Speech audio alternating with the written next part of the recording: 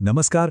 आज के इस एक्सप्लेनर में हम एक ऐसी कहानी पर बात करने वाले हैं जो सच में बहुत इंस्पायरिंग है। हम बात कर रहे हैं एक ऐसे टीचर की जिन्हें पूरी दुनिया प्यार से खान सर बुलाती है। उनकी जिंदगी के संघर्ष और उनके पढ़ाने के उन कमाल के तरीकों को आज हम डिकोड करेंगे, जिन्होंने उन्हें इतनी बड़ी पहचान दिलाई। तो चलिए बिना किसी देरी के सीधा इस कहानी में चलते हैं। अब जरा इस स्टेटमेंट पर गौर करिए। हम बच्चों के साथ धंधा नहीं करेंगे, चाहे मुझे घर ही क्यों ना छोड़ना पड़े। पावरफुल है ना? ये सिर्फ कोई रैंडम डायलॉग नहीं है, बल्कि ये उनके पूरे करियर की नींव है।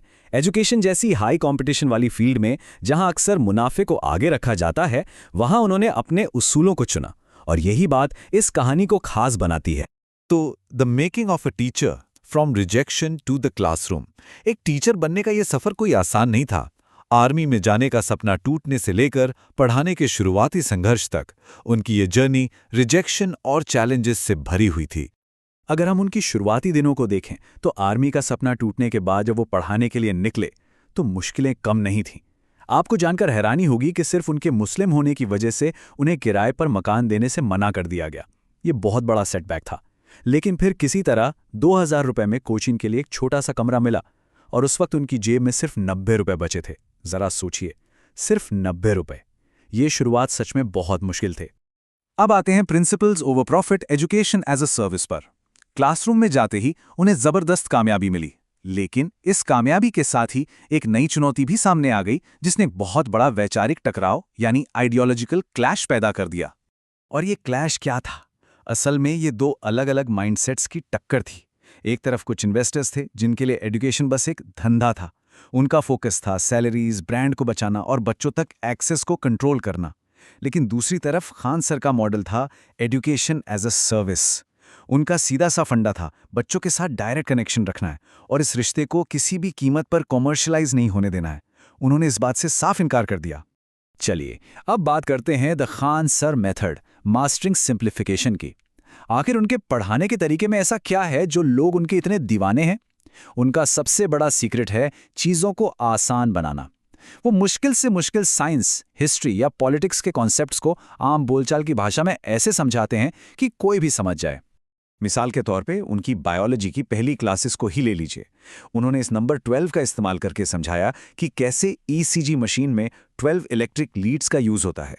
उन्होंने सिस्टोलिक और डायस्टोलिक ब्लड प्रेशर जैसे मुश्किल मेडिकल टर्म्स को इतनी आसानी से ब्रेक डाउन किया कि एक नॉर्मल स्टूडेंट भी उसे चुटकियों में समझ सके। और सिविक्स यानी नागरिक शास्त्र पढ़ाने का उनका स्टाइल तो और भी दिलचस्प है। अब यहां संप्रभुता यानी सॉवरेंटी की डेफिनेशन देखिए। किसी स्टेट का बिना किसी बाहरी दबाव के अपने फैसले खुद लेने का अधिकार। नॉर्मली ये एक बोरिंग किताबी डेफिनेशन लग सकती है ना? लेकिन वो इसे सिर्फ किताबों तक नहीं रखते, बल्कि एकदम देसी और लोकल एग्जाम्पल से जोड़ देते हैं।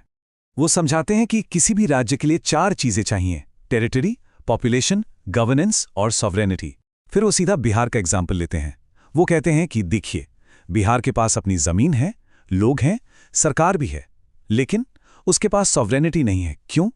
क्योंकि राज्य के मुख्यमंत्री देश के प्रधानमंत्री के बड़े फैसलों को ओवरराइड नहीं कर सकते। जैसे नोटबंदी, प्रधानमंत्री का फैसला था तो मुख्यमंत्री उसे राज्य में लागू होने से नहीं रोक सकते। कितनी आसानी से कॉम्प्लेक्स पॉलिटिकल थ्योरी दिमाग में फिट हो गई है ना?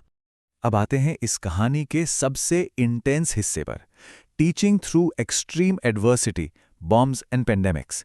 क्योंकि देखिए, उनके इस मेथड का असली टेस्ट सिर्फ क्लासरूम के सिलेबस तक सीमित नहीं था। उन्हें तो ऐसी ऐसी धमकियों का सामना करना पड़ा जिसकी आप और हम शायद कल्पना भी ना कर सकें। अब जरा इस इंसिडेंट के बारे में सोचिए। क्लास चल रही है और सचमुच वहां एक जिंदा बम फेंका जाता है, लेकिन इसके बावजूद उन्होंने पढ़ाना बंद करने से साफ मना कर दिया। उन्होंने बस इतना कहा कि ये हमलावर शायद भूल गए हैं कि हथियारों से तो बस कुछ जानें ली जा सकती हैं, लेकिन कलम में बहुत ताकत होती है मेरे दोस्त। मतलब कोई भी डर उन्हें पढ़ाने से पीछे नहीं हटा सका। और फिर आया कोविड-19 का दौर।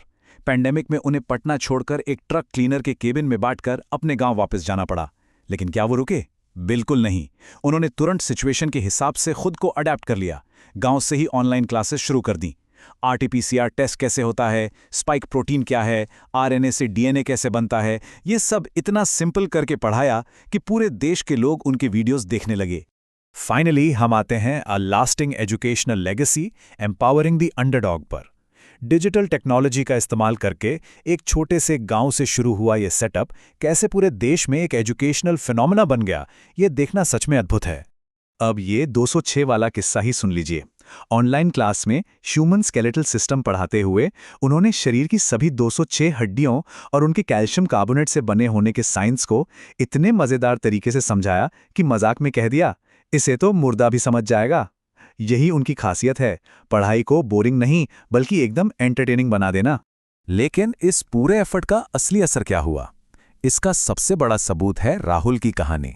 ये एक ऐसे डेडिकेटेड स्टूडेंट की कहानी है जिसने अपनी पढ़ाई का खर्च उठाने के लिए अपनी भैंस तक बेच दी, और उसी पढ़ाई के दम पर उसने दरोगा यानी पुलिस इंस्पेक्टर का एग्जाम क्लियर कर लिया। ये है असली एम्पावरमेंट, जो समाज के सबसे निचले तबके को ऊपर उठा रहा है। और अपने स्टूडेंट्स को सिर्फ किताबी ज्ञान नहीं देते, बल्कि जिंदगी का एक बहुत गहरा सबक भी सिखाते हैं, खुद की जिम्मेदारी लेना। उनकी ये लाइन देखिए, दिए बुझ जाते हैं तेल की कमी से भी, हर बार कसूर हवाओं का नहीं होता। ये सीधा दिल पर लगती है ना? ये याद दिलाती है कि कई बार हमारी असफलता बाहरी रुकावटों की वजह से नहीं, बल्कि हमारी खुद की तैयारी में कमी की वजह से होती है। तो इस एक्सप्लेनर को खत्म करते हुए हम आपके सामने एक बहुत ही जरूरी सवाल छोड़ना चाहते हैं। कहा जाता है कि शिक्षा उस शेरनी का दूध है जिसने पिया है वो दहाड़ा है। तो अगर सच्ची शिक्षा इंसान को हर मुश्किल से लड़ने की ताकत देती है, तो एक समाज के रूप में हम ये कैसे पक्का कर सकते हैं कि हर एक जुनूनी स्टूडेंट को, चाहे उसके पास पैसे हों या ना हो, आगे बढ़ने और दहाड़ने का बराबर मौका मिले? इस बारे में जरूर सोचिएगा। जुड़ने के लिए बहुत बहुत शुक्रिया।